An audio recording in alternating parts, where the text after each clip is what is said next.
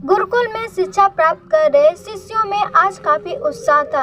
उनकी 12 वर्षों की शिक्षा आज पूर्ण हो रही थी और वह अपने घर को लौट सकते थे।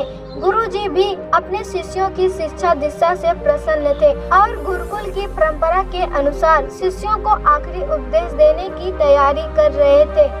उन्होंने ऊंची आवाज में कहा, आप सभी लोग एक जगह एकत्रित हो जाएं। मुझे आपको आखिरी उपदेश देना है। गुरु की आज्ञा का पालन करते हुए सभी शिष्य एक जगह एकत्रित हो गए। गुरुजी ने अपने हाथ में कुछ लकड़ी के खिलौने पकड़े हुए थे।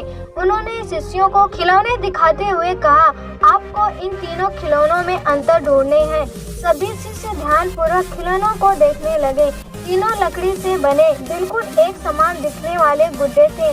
सभी चकित थे कि भला इनमें अंतर क्या हो सकता है। सभी किसी ने कहा, अरे ये देखो, इस गुड्डे के लकड़ी में एक छेद है।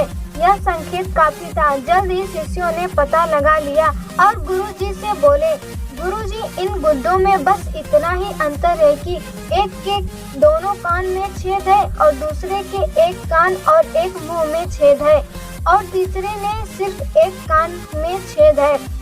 गुरुजी बोले, बिल्कुल सही। और उन्होंने धातु का एक पतला तार देते हुए उसे कान के छेद में डालने के लिए कहा।